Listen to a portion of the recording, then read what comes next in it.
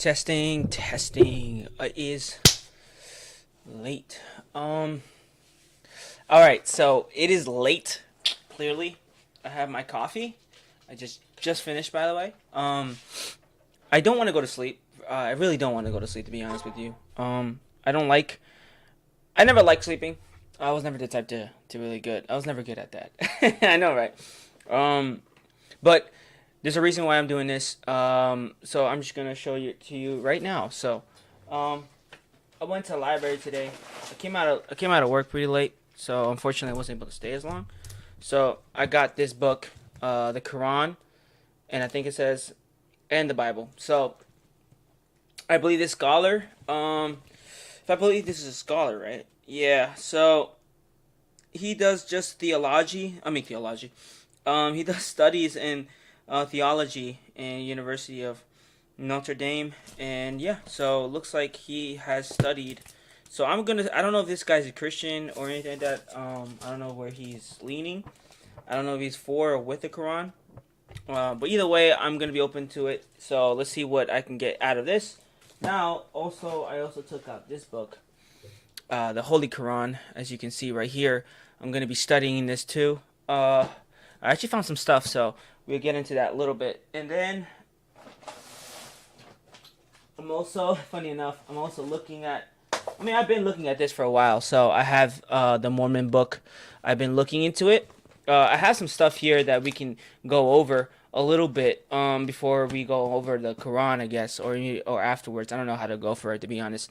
And you're probably wondering why I'm doing all of this. Well, before I even get to that point, I took out this book about a couple of days ago, weeks ago, Science Facts in the Bible. So that's pretty interesting. I just want to pick up some interesting facts, something that could help me when I'm in either like in a debate stage, I'm confronted with a couple of people, and this is from Ray Comfort. So he does Living Water, really, really good stuff. So I'm really happy about this. So I haven't really fully invested my time yet, and then also pretty cool history facts about the medieval world, basically the history of the medieval world. But I definitely love this book because it goes in a little bit into the Christianity, how it started, pretty much.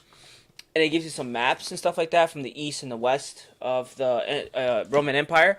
And I didn't know this. I believe it's in the east side. There was a point where Christianity was accepted. It wasn't persecuted as I mean, of course, in the beginning it was.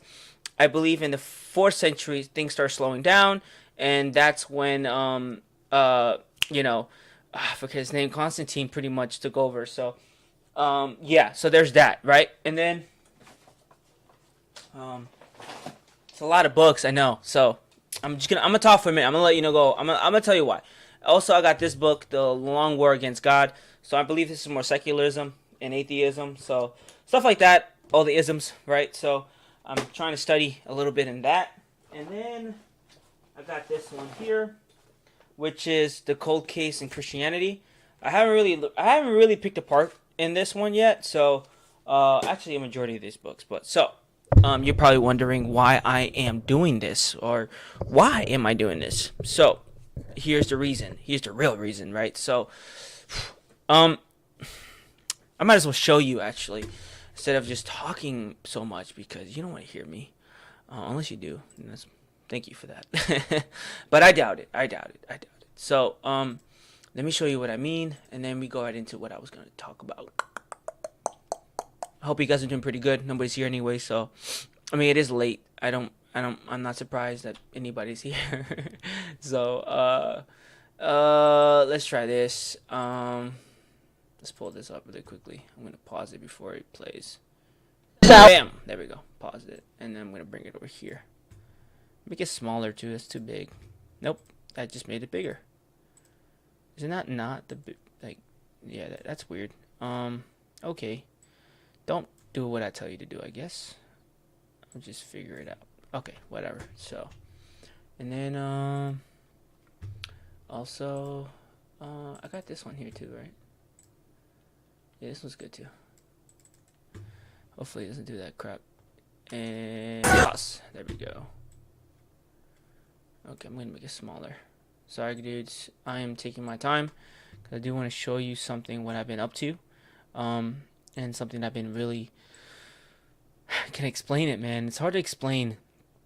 I'm gonna talk a little bit about my stuff, I guess, and then and hopefully I don't like saying things because sometimes I feel like if I say things, I don't know, I'm afraid it won't happen, so I don't like talking about what I'm doing. But I already started technically, so technically speaking, I really shouldn't be afraid. So here it is. I'm gonna show you a little bit. Hope it doesn't get copyrighted. There's some music in the background. So this is us. We were at my church is in the background, somewhere. Well, not here. This is a residential building, but across the street from here, this other video has a little bit more example. So this guy here, he wanted to we were offering pretty much water, chips, everything else free, and we wanted to, on top of that, make prayers and also share the gospel every chance we get. And yeah, so that's me talking with the meta glasses I had on. I had another camera person. You're gonna see in about a minute right now. Just give it a second. Pop pretty soon. So we had music. We had, there it is. Here's the other camera angle we had. So we're all like pretty much spreading the gospel. So that's something that I want to do. That's what I've been trying to do. So I don't know. There's another one. That's way too loud. Let me actually lower that really quickly. So here we go. This is my friend that I just met. Not just met. I met him a while ago. So he's preaching in Spanish and I'm preaching in English. And believe it or not, it's a funny story, but it's so weird because in March 2025, the first year, I always wanted to evangelize. I always have videos. I still have other videos I never really put out because I'm not gonna lie to you, it's been very, very hard on my part because so many stuff has happened, things has changed, and pretty much set me back. So whatever, right? But I only met him once. I never had actually a full sit down, right? What he wanted to do, and it's funny because we had the same mindset. We wanted to evangelize. We wanted to go out there and do it, right? He had his own way, which is grabbing the microphone and go, right? And for me, it was more personal level. I like talking to people. I like going to them and pretty much introducing the gospel. And if there was a debate, which I'm not really entirely afraid of debates, that's why I'm reading all of this stuff because I'm gonna do something.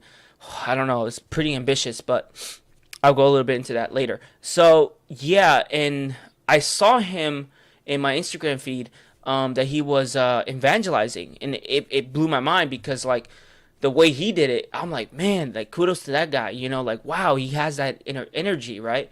And then I tried it once, once I tried it, and this was in July, and I almost got beaten up. I'm not lying to you, I almost got beaten up. 3 guys came on me, and they would tell me to get out and get the camera out of my face, right? And be respectful. I knew even though it was a public area, I didn't need to do that, but I wanted to be really nice. I didn't want to do, I didn't want to provoke, so I turned off the camera, but I kept on going. I kept on preaching, and the guy just wanted me out of there. And I was not going to leave. I was not going to go.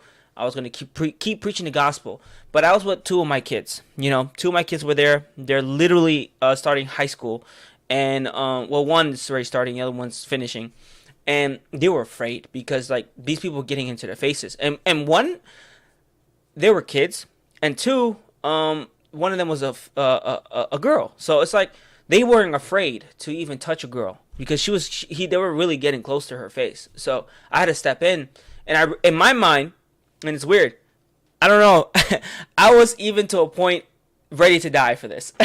No, I'm not kidding. I was like, I'm going for it, right? But when I turned around, I saw how my kids were at, and I saw how scared they were, how shook they were. I was like, you know what? I'm not gonna do that. Actually, not a good idea. Let's just cut it here and go home. Like go. I mean, actually go to church because we had church a couple of minutes later.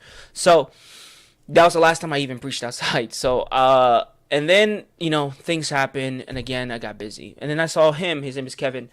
This guy you see here in the screen.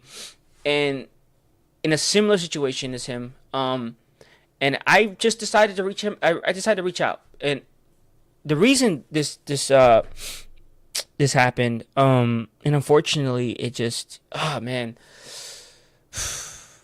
it still bothers me. It will always bother me. It will never not bother me. I think I'm never going to be thinking about it, you know. Um, the assassination of Charlie Kirk, that really, that really set it off for me, you know. I know a lot of people have their uh, ideas of him and stuff like that. At the end of the day, it doesn't matter what you have to say. He was assassinated. He was murdered for just opinions. Let's be honest, just opinions. And you know what they say: words can't hurt. Fortunately, that's not true. That's not the case. Clearly, someone was hurt about it and took his life.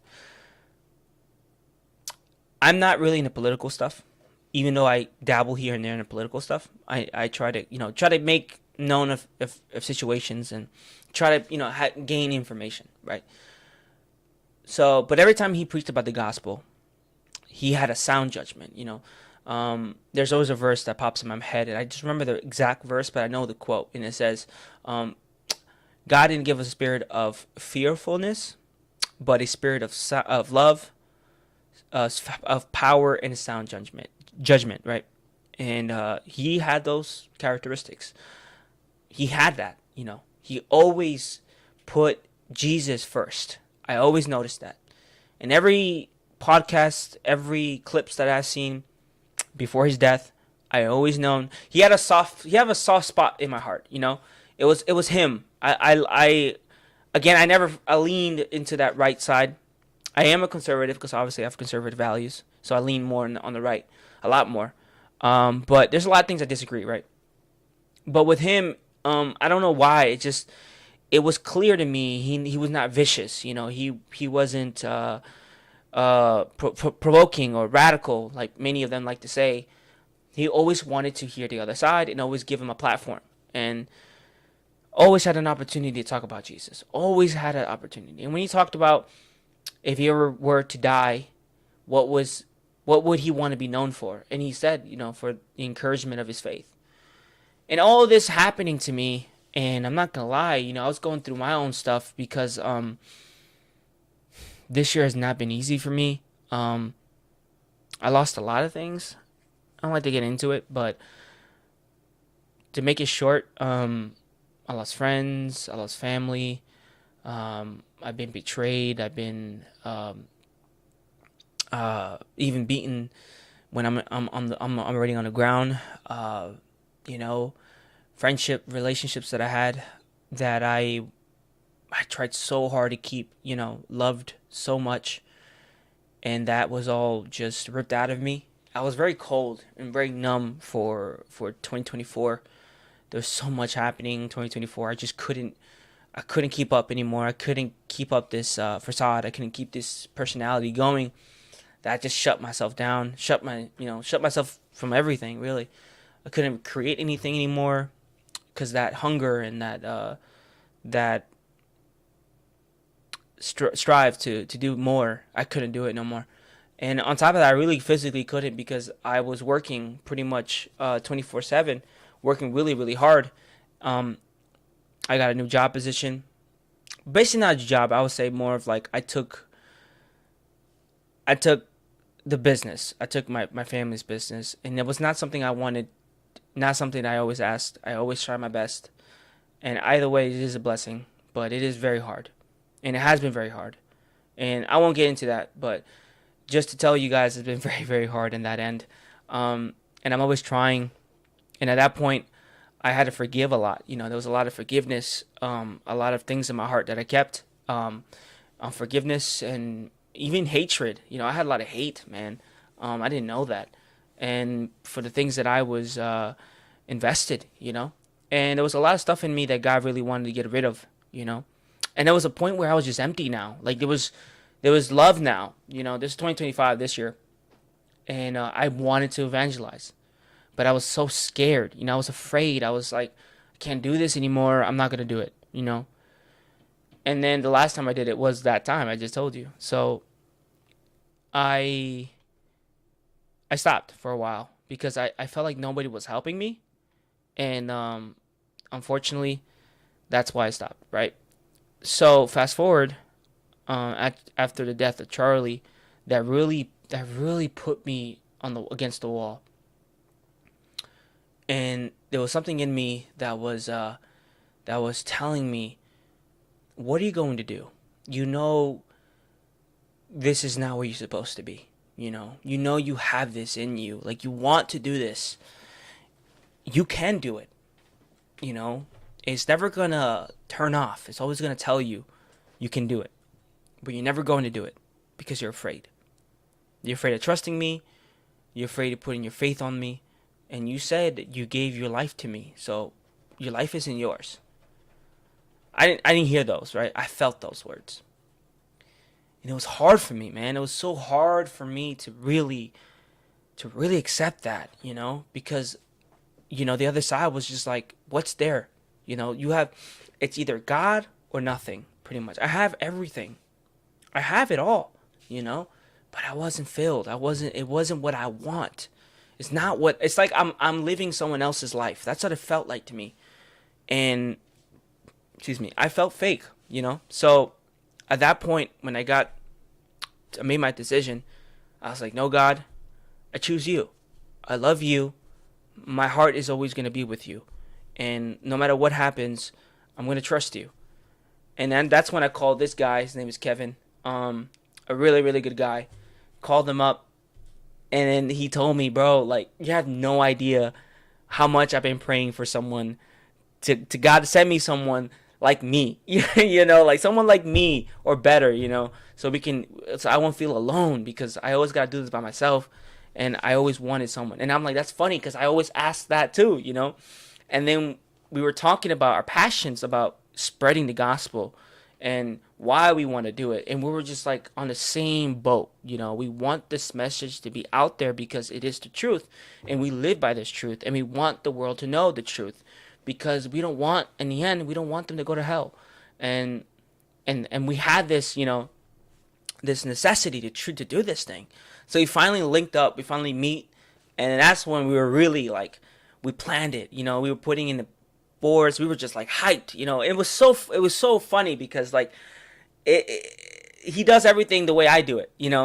Except he does it with confidence. He goes out there and does it, right? Even though he's afraid. I'm more like, I got all this stuff, but I'm just like a little afraid, but I still do it. So it's like we're in the same boat, and we're very similar into that. So I felt really confident, and I'm like, wow, man. Like, he was like, dude, you don't understand, bro. Like, I'm happy knowing that there's someone with me. Yeah, like, that's enough for me. So I did this on Sunday. It was new for me. But I went for it. I had the mic. He was saying in Spanish, and I was saying in English, and I did a pretty good job. Everything that I practiced in church, everything that I did in church, it led me up to this. Led me to this point. I don't know for what. I don't know how far I'll go, but this is so far what is the result so far. So all I can say is that God's gonna take me higher if I keep trying, and I believe that full of my heart now. And I'm in it. I'm in it now. And it's funny, in this table right here, you're gonna see, we had this sign that said "Try Jesus," and we were supposed to do something like format, like a debate format, not a debate format, just a conversation. We were gonna set up a table, and which we had, and we set up a sign, which we had. The only issue, we didn't have seats. We forgot about bringing seats. That was my part. So we went out and we did this, just to get the blood flowing. And I mean, still though. So leads me to the next thing. Not tomorrow. Tomorrow I will be studying, but hopefully this Sunday, I will be at the library studying a lot. And me and Kevin, we're gonna get together, and I got a lot of notes to take a stab at. So, and I'm just gonna try to memorize as much as I can, take more information as much as I can. I don't want to stop. I want to keep going, and I know that tomorrow I have to wake up really, really early. Whatever, I don't care. I love this. I want to do this. I don't know where this will take me, but this is what I feel like I need to do, and I want to do it.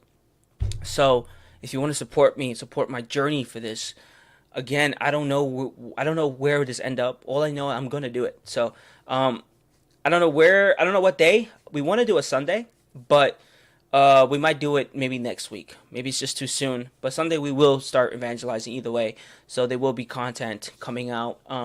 That video is already content. I just don't know if I'll put it out because of the music in the background. Might get copyrighted. So I'm not sure yet. So I'll think about it. But I will show clips. But let's actually talk about some interesting things that I think all of us need to know. So let's start off with the Quran. So this thing right here. Right? This is the Quran, the Holy Quran.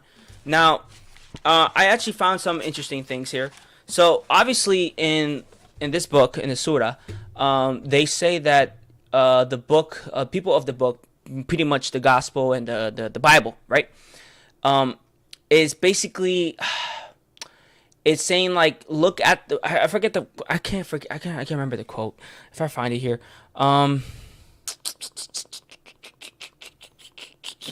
I wrote it down here. Whatever, fine. I'm just gonna leave it out there. Again, I'm still learning as I go anyway. But look, listen to this, right?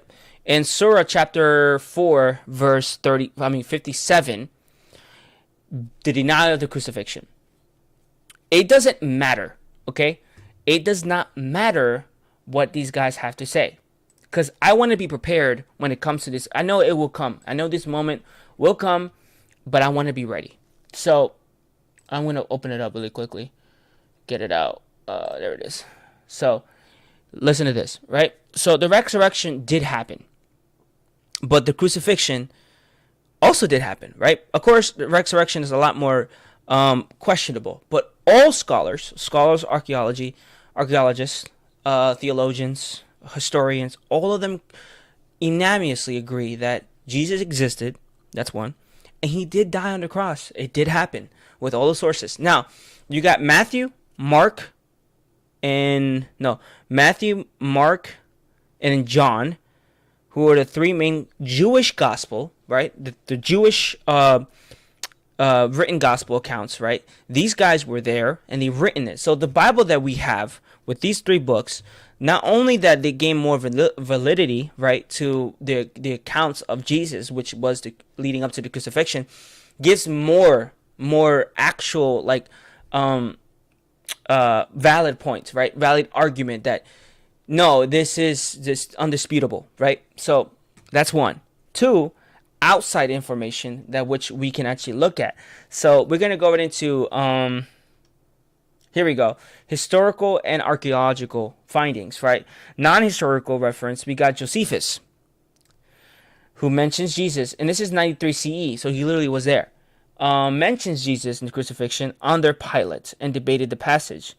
Refers to the claims appeared alive afterwards. That's debatable. We'll give you that. But the fact that he mentioned the crucifixion already, and if I could find it, let me actually look that up, because I would love to get that book too. I'd love to get my hands on that book. Because again, so let's actually be honest with ourselves, right? Let's actually be really, really, really honest. This book that I have here, came 600 years after all of this event took place. You have Josephus, who was in 93 CE, first century, in only a couple of years, who was there and written the account of what happened. And yet he says it happened. Okay? Yet he said it happened. And this isn't actually an outside source. He wasn't a follower of Christ either. So what would he gain out of it, right? He was not going to die for Jesus. I mean, bro, they didn't like him. So anyway, so that's one, right? And then we got Tacitus, right? Roman historian. 116 CE. Again, the same first century. Also mentions Jesus and execution, but not resurrection. Still, we're talking about the crucifixion here. We're just talking about the crucifixion. We're not talking about the resurrection here. He confirms that the early Christian movement spread rapidly despite persecution. Okay. Now we got this other one. I don't know who this is, but Younger notes that Christians worship Christ as divine, implying the resurrection belief was central part. Also mentions about the resurrection. We don't have to go there. Well, just these two sources alone what does it disproves the Quran? It just really disproves the Quran. It really does, because Surah, I'm going to type it in right now. Surah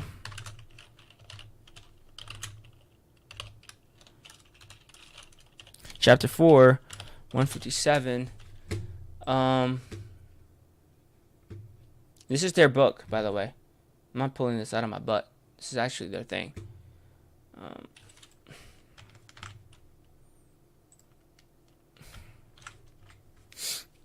Here we go.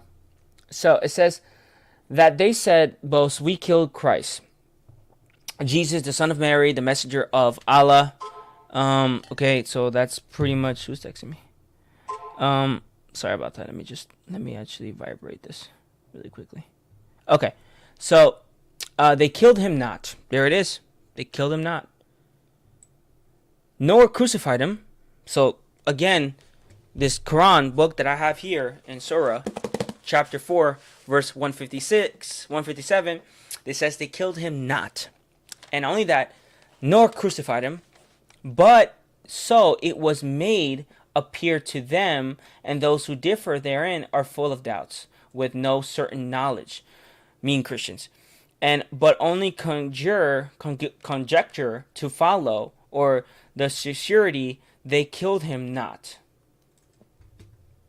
So again, if we're going to be honest, and I mean honesty here, we have outside information. First off, we have a Jewish scholar, not a Christian, not the way, none of that, who was there and written the account. That's one. Two, we have even a Roman historian, Roman Titus, who does not mention the resurrection. Mention Jesus' execution, but not the resurrection. Okay, so again, with those two evidence, that's enough. But let's just say, right? Let's just say evidence of crucifixions. Let's just put it out. Okay, but what if crucifixion never existed? What if that method that they talk about never really happened? Well, guess what? There's evidence of the crucifixion in Jewish burial customs. 1968, the discovery of bones, a crucified a man named, I can't pronounce that, so I'm going to try my best, but I'm so sorry for this one if I don't know, is Yehonan, I think that's how you say it. I'm not going to say it again. Prove that the gospel accounts were historically accurate. Key details. A nail was still lodged in his heel bone, confirming that victims were nailed to the cross. Now, I love how Muslims love to quote atheists, right? For instance, or even just other secular theologians, right? Who are Bible scholars and whatnot. And there's one famous one, not just Alex O'Connor, but he's a good one too.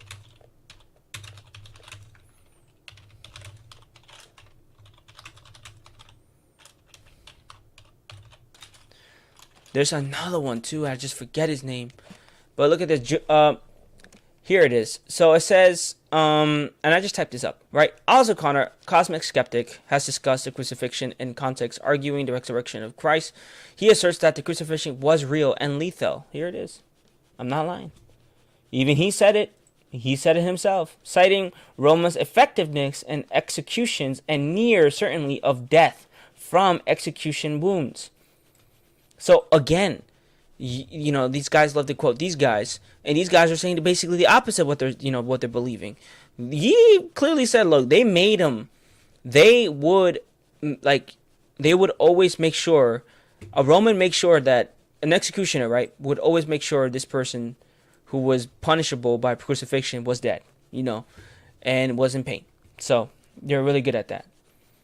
Furthermore, his body was placed in a family tomb, proving that contrary to the Roman custom, Jews were sometimes allowed to bury crucified individuals, making Jesus' burial in Joseph Arimathea's tomb entirely plausible.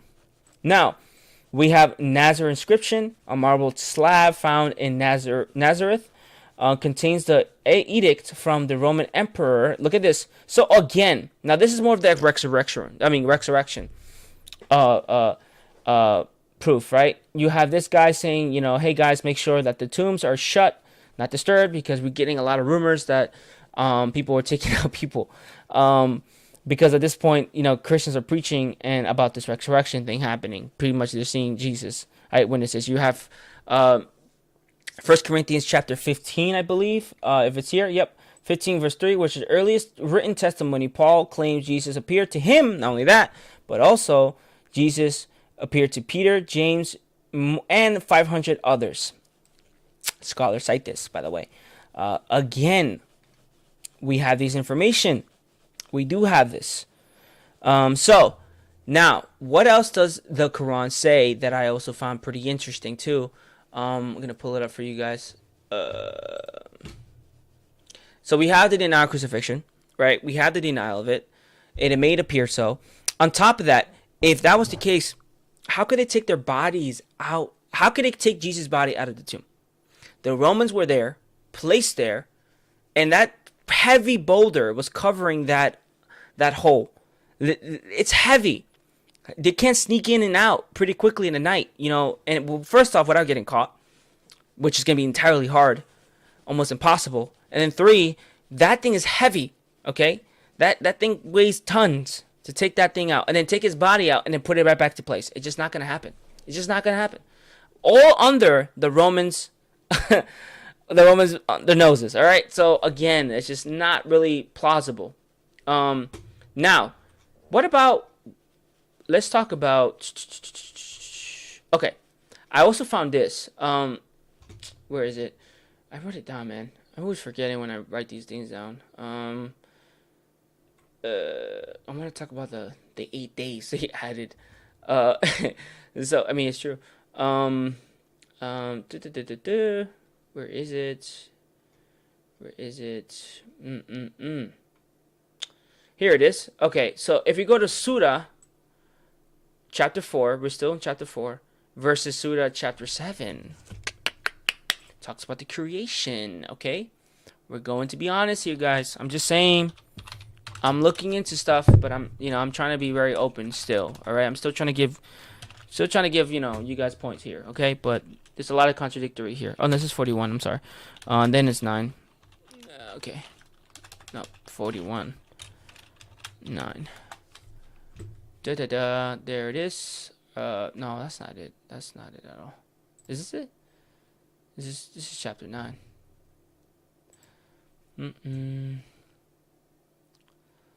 Where is it, bro? I'm just finding these random websites of the Quran, to be honest with you. Whatever. So, again, we have, it's a lot of stuff. We have a lot of translation. Okay. I'm starting with this one. Do you indeed disbelieve that he who created the earth in 2 days and attribute to him equals? That is the Lord's of worlds, whatever worlds. And then you got Surah, chapter 7. All right, chapter 7. So we're gonna see 7. 54. And it should pop up here. I'm still learning this crap. It's kind of like mad annoying, bro. So what I wrote, so here we go. I'm going to put it right here. Oh my God. I can't do it. I can't.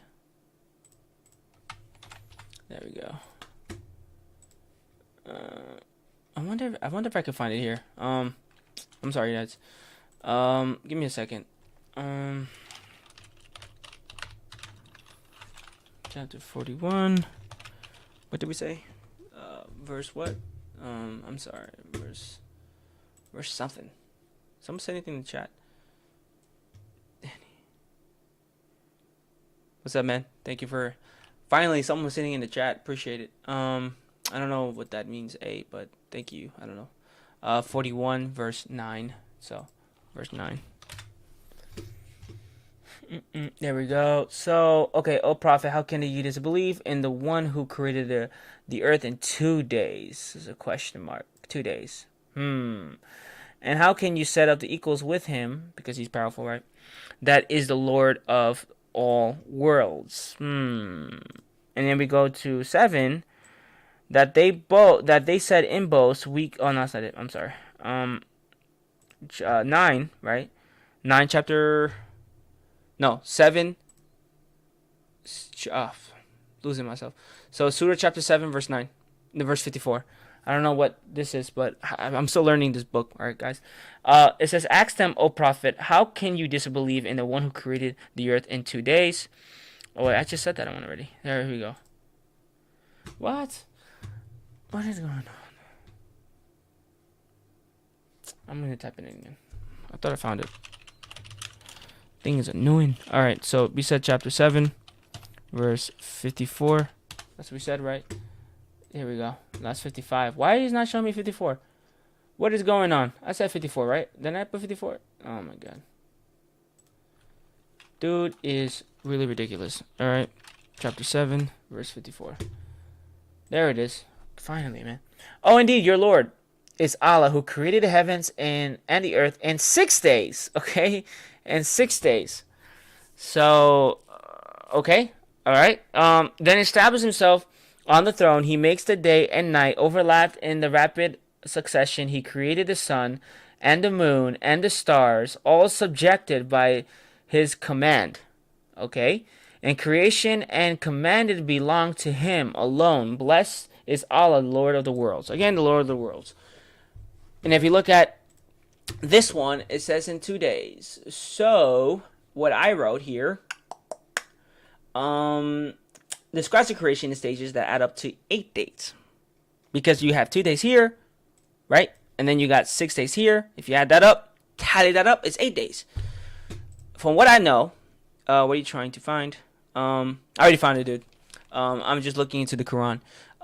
But what I know, they're describing 8 days. 8 days in the week.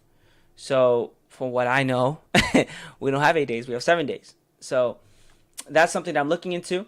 And also, 4 days provision, heavens in 2 days. Yet Surah states in chapter 54, "Indeed, your Lord is Allah, who created the heavens and the earth in 6 days."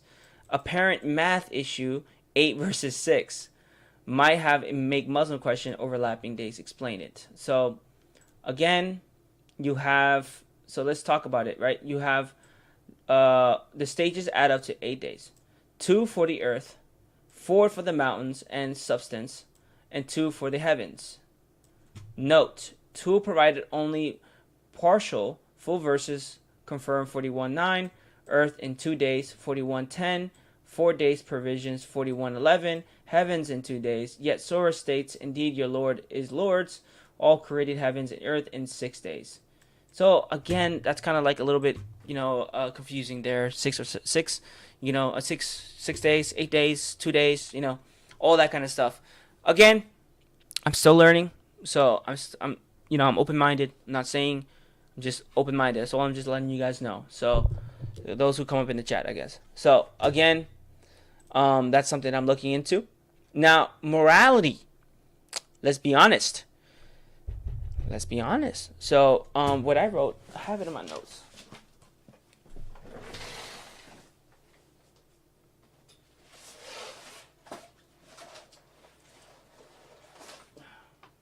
Get to pick it up. All right, so I have it in my notes. And guys, I was rushing, so because it was late, so I didn't have time. If you go to Surah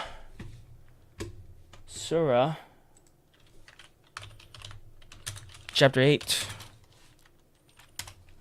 verse 12, right? Let's see what it says here. "O Prophet, when your Lord revealed to the angels, 'I am with you,' so make the believers stand firm. I will cast horror into the hearts of disbelievers, so strike their necks and strike their fingertips." So it's talking about basically disbelievers, hurting them, okay? So that's one verse that I found, right? And then there's another one that I found. It was in Surah, and I think it was in chapter, what was it? I think it was still chapter 4, and I think it was, dude, it was like 153, 154. I don't remember exactly, but also, again, if you go to Surah chapter, even if you want to say mistranslation, again, even the Bible doesn't do that either way. Bible doesn't tell you, to beat your, because this is about beating your wife, right? Let's be honest here. Men are caretakers of women. So far, sounds pretty good. As men have been provisioned by Allah over women and tasked with supporting them financially, which is okay, pretty good. Righteous women are devoutly obedient and, when alone, protective of what Allah has entrusted them. Nothing so far. And if you sense ill conduct from your woman, now here's the thing I don't like. Advise them first. So talk to them. If they persist, do not share their beds. Okay? But if they still persist, then discipline them gently. Now, that is not in the, again, they changed that gently. Alright? Again, but if they change their ways, do not unjust them. Surely, Most High, all great. So, gently. What do you mean gently? What does that mean? Do I get like a slight tap? Do I get like a little broomstick and just hit him on the side? Listen to me, But I know that for a fact they changed that. I have it here, and I'm gonna try to find it. But the thing is, this one is weird. I don't have this is Allah Abakari, I believe. So, correct me if I'm wrong. Don't know. But let me see. Let me actually look into the other way. I know I can find it somewhere here. Let me see. The actual. I'm just gonna write the actual.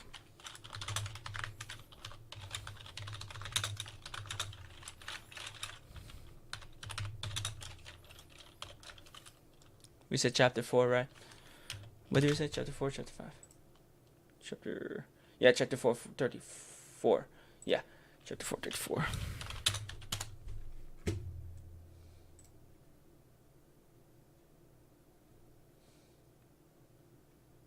Because some verses say they hit, and some said, I think, what was the other one? Muslim vibe. Why is that gone? It's weird. It's not here no more. Just out of curiosity, what are you trying to gain by studying the Quran? I'm trying to evangelize, and I want to learn more about the Quran, more about the Mormon. I have their Bible too. I mean, their book. Learning that, and also other stuff. So, yeah.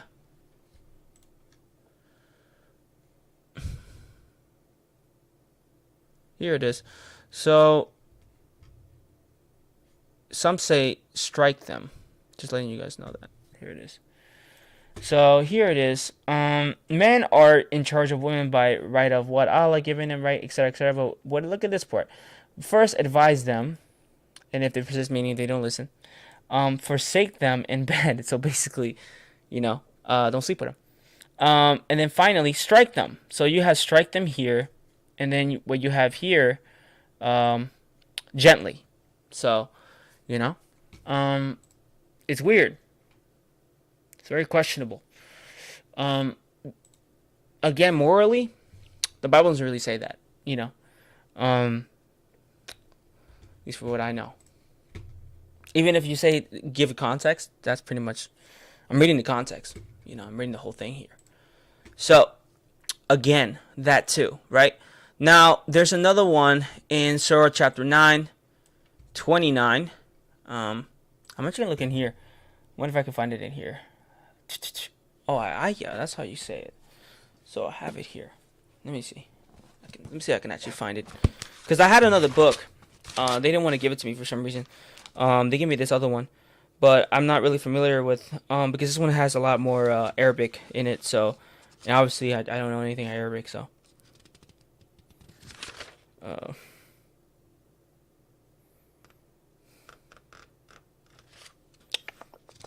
No, I don't know. It doesn't pop up. Whatever. We're just looking into this website, I guess. So we got Surah. I want to see if we can change the actual page. Can we change the actual page? No. No. That's weird. Alright, so. I would love to find a page in this website. If you can give me it. That's so weird. Whatever. I'm just gonna write it here. So we got Surah. chapter 9, verse 29.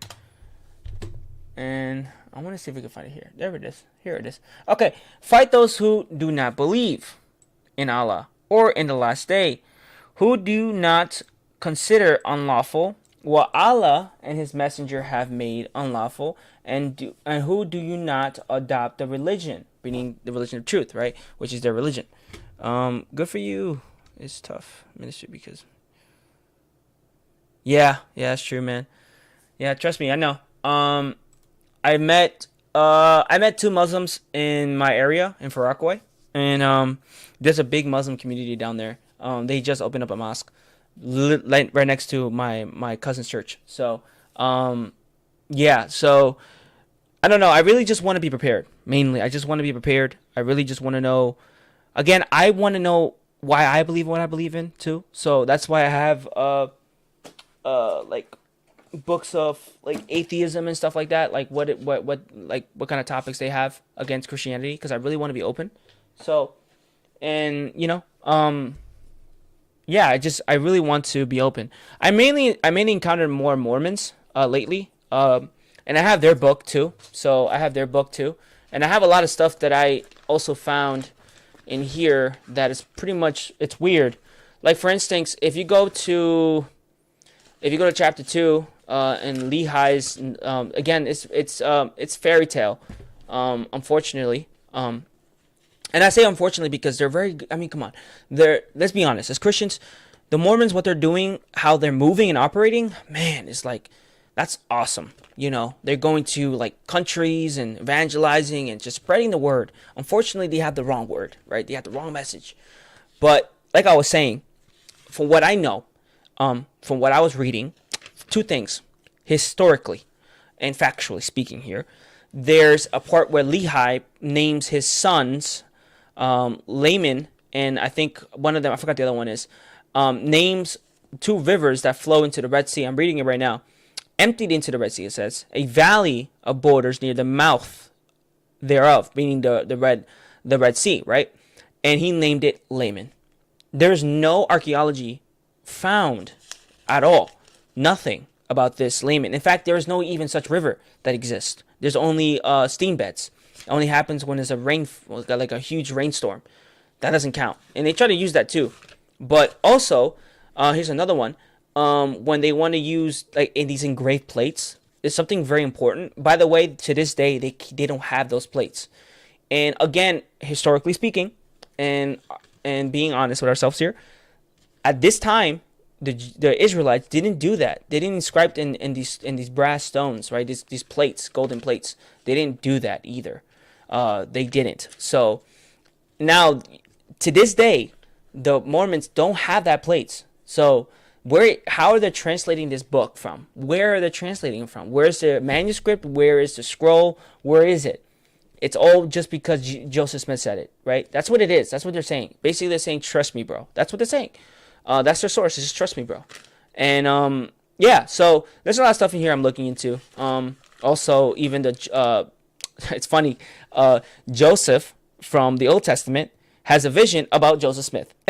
So yeah, Joseph Smith inserting himself into a vision of Joseph. So it's weird. But yeah, there's a lot of stuff here that I look into. We will get into that another time, or maybe even later. So, but I do want to get into this one. So anyway, fight those who believe. So you have to fight those who don't believe in Allah, right? And then consider unlawful. So you're considered unlawful into the eyes. Allah and His Messenger, right, have made unlawful, and who do not adopt the religion of truth, those who were given the scripture, fight until they give the jizya willingly while they are humble. Now, I want to know, what is the jizya? Like, what is that? I'm very curious on what that is, right? So, because I know I heard of this before. Let's find out really quickly. Here it is. Jizya. I'm sorry if I'm saying it wrong. I don't mean to say it like that. It's a tax historically for Muslims, right? Look at that. So if they want to live in their country, right, and you want to practice your own religion, it's just not just Christians in every other religion, you have to pay a tax. to live in that country. I don't see that being nice, fair, morally just, or anything like that. If you go to the Ten Commandments, first off, the Ten Commandments, it says thou shalt not kill or murder. So Allah in this particular moment, he's telling kill, kill those do not believe. And if you want to take it further into the Old Testament, saying, but God allowed all of these things to happen, right? Again, there was punishments and consequences. And on top of that, if we use the Canaanites as another example, right? Because they love using the Canaanites from what I've seen. Again, the Canaanites were practicing child sacrifice. They were literally killing off their kids, offering them to false gods like Baal, right? And we actually get to see in the book of Joshua, one of them didn't even they didn't actually kill or the rest of them. They let them live, but because they let them live, they got influenced by their own culture. And then what happened? When did it happen to the Israelites? They ended up sacrificing their own kids too. So that's another thing, right? That's why we lead up right into Jeremiah, right? Where Jeremiah was telling them, "Hey guys, come back. Something's about to happen. If you don't listen, God is calling you. Come back." Did they do it? Nope. And Babylon took over. So again, there's punishments and there's consequences. Here, in the other hand, we don't see that here. We see a whole different thing. We see a whole different perspective, right? So, and I know this for sure too. Let's just say, right? Let's just put it this way, because I had a conversation with a Muslim before, and I know this for a fact. So, Jesus is a prophet, right? And Muhammad's a prophet, and we have to be like more Muhammad. But why did Muhammad die in a cruel death? I don't know how they want to mention it, but he did die. Doesn't matter. He's dead. But Jesus, though, again, we just read that verse where it says it made appear so that he died, but Allah took him up, and then at the end there's going to be cast judgment, and he's going to judge the world. Who judges the world? From what I see and what I know from the scriptures, God only judges the world. So to me, that looks like more than a prophet, That looks like more than a messenger. That's like more authoritative, And it seems to me, and I said it to the Muslim, that Allah favors Jesus more than Muhammad. I'm just saying, I'm calling it out. That's how I see it. Because why would he escape death and not Muhammad? I'm just saying. So there's just that too. There's that there too, So, yeah, there's a lot more. I won't get into it. One day we will. I need to study a lot more anyway. So there's that verses. Again, this book is kind of confusing to me. So I have to learn how to read it. And I will. So, yeah, that's pretty much it. And what I have here for the Mormons, I also have it here. Because I'm kind of more Mormons, to be honest, than actual Muslims sometimes. So that's the truth. Here we go. So we got, I didn't know this, but historically Jews and Israelites. So basically, in the Book of Mormon, they call themselves Jews. And I didn't know this. Historically speaking, they didn't call themselves Jews at that time. They called themselves Israelites. That didn't happen until after the Babylonian conquest. It says it right here. The term Jew, which is Judei, I don't know if that's how you pronounce it, was used later, especially after the Babylonian exile. So this happened after. So again, the way to use it in 1 Nephi is anacrostic. Anacrostic, I think that's what you say. So basically, it's like inserting things from the future into the past. So it doesn't really add up, right? That's another thing. Oh, one more thing. And I took a picture of it. I don't have it. I will show you, but I don't have it on the computer. And not this Quran specifically, the other Quran that I had, it actually showed and I liked it. I actually really did like that. It gave me insight of other and I say false religions, or at least false doctrines. They used, like, I think, what was the other one? I forget the names, but I know in the church history there was a point where they were questioning, in the Council of Nicaea, they were questioning the divinity of Christ, right? And there was, certain groups that were pretty much saying no, he wasn't God, blah blah. So they were actually referencing a lot of other groups that I didn't know existed. So I was really interested. Unfortunately, I couldn't take that book out for some reason. I don't know why. I don't know. Or to understand the Quran, you also have to read the Hadith and the two. Thanks, man. I'm gonna say thanks. Definitely will. I definitely will. Yeah, I keep hearing the hadith. I definitely hear more about hadith and not the tafsir. Oh, tafsir, right? Tafsir. I don't know how you say it. I'm sorry if I'm saying it wrong. But yeah, man. Thank you, man. Definitely will for sure. Hopefully they have that in the library, because I've been pretty much going to the library now that I have more free time. So, but anyway, so let's keep going with the vision of the book. Also, Lehi Nephi are never mentioned in any other book besides this book, right? Never mentioned historically, never mentioned in other scriptures from other cultures. None of that existed. So that's another thing. Just letting you guys know that, right? And then the language, it's similar to the King James language, because this was made in the 19th century. So I'm just letting you guys know that. And then also geographically and historically, again, the rivers does not exist. It's not there. You got steam beds there, so it's very questionable. And then the bottom line, what I wrote, no. So again, none of this exists yet. No, we still can't find it. Right? Doesn't match reality. Right? And a lot of what they say also is classified faith. So it's not even classified with evidence. And if you go to I think it's Hebrews chapter 11 verse 1, which is faith without substance. No, faith is a substance things hoped for, evidence not seen. So this substance, there's something there. There's nothing here. It's just basically Joseph Smith saying, just trust me. Just trust what I'm saying to you. All right, don't question it. Okay, don't say anything. Okay. Now, if you keep going a little further, again, the plates, like I mentioned, we don't have anything about these bronze plates, right? We don't have them. We don't know where they are. We don't know where he buried them. Apparently, he did.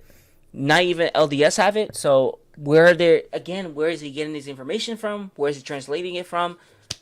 There's that. Also, this Laban character is portrayed as a powerful military leader. He does not mention in any other scripture. Not cited. None of that. Right? You had Joseph the conqueror. You have David the king. You even have Saul, who was the worst king, but he was mentioned. You even have the character of David, the commander he killed. You even have him mentioned.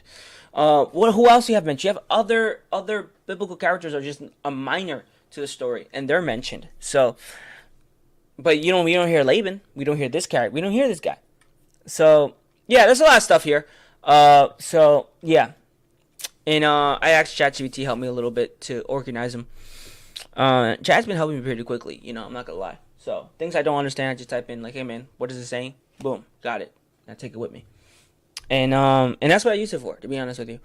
And that's pretty much it. I just want to say thank you for watching me. And again, if you watch the beginning of the video, you'll understand why I'm doing this. But I'm gonna say it again. I'm going to evangelize. I want to take it very serious. I really want to approach people, and I want people to approach me. To be honest with you, I want to spread the knowledge of God. I want to know what I'm talking about. I want to understand people's opinions and understand why they believe in what they believe in. And same with me, I believe that Jesus, the only thing that keeps me going, and it's sad, but it's the truth, is Jesus. That's it. It's just him. It's the fact that he did die. He was here. He did die. And he did come back. I can't turn away from that. That's a fact. That's an actual fact. Historically, archaeology, whatever you want to put it, whatever you want to label it, it's a fact. It happened. So that alone, it holds me tight, because without that, to be honest with you,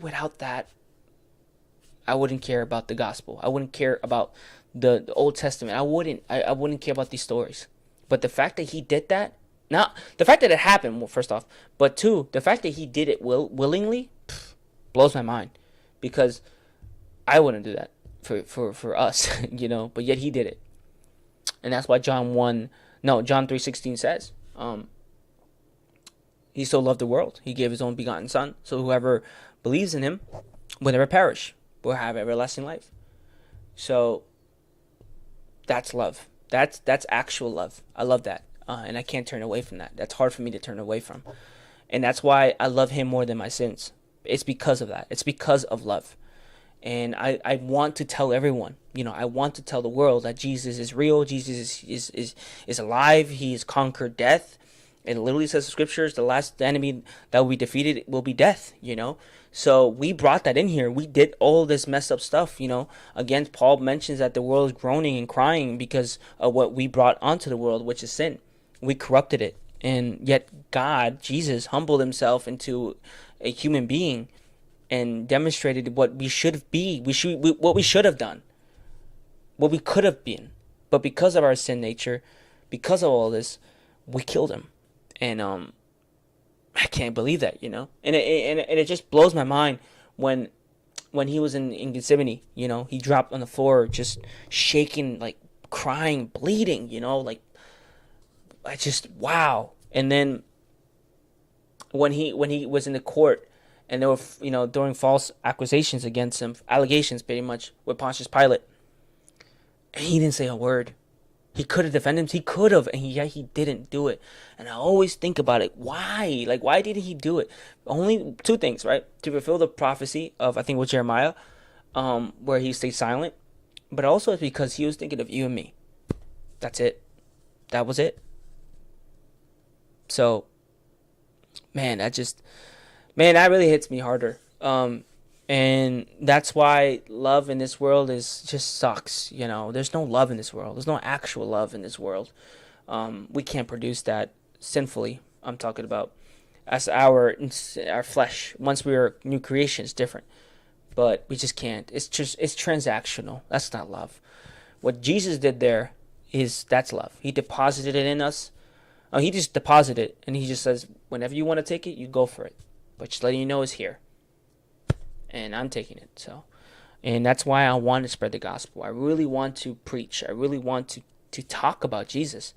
And though I am afraid, I'm telling you right now, I am afraid. I'm not lying. I am afraid. I am. But I don't know why. Something in me just doesn't want to shut up. I tried. It doesn't want to go away. It always pulls me, yanks my shirt. Do it. Stop it. So, anyway, we're going to end it up with a prayer, and then we're going to sign off because this is an hour now, and I got to go to bed because I got work tomorrow.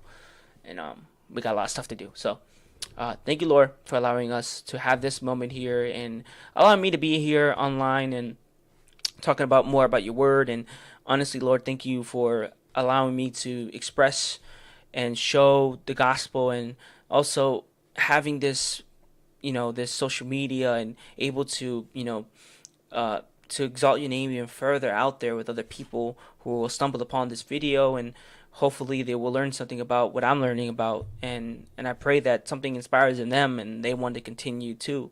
And if they're suffering in their sins, or they're questioning you, God, I just pray that they look at the cross and say, and believe it, and say, is this enough? And they start questioning and realizing, of course it is, because in reality, God, everything you did on that cross, it's just perfection, and we deserve the sin, we deserve the punishable of sin, and yet you took it from us. So again, God, thank you for allowing us to be here and allowing me to preach the gospel.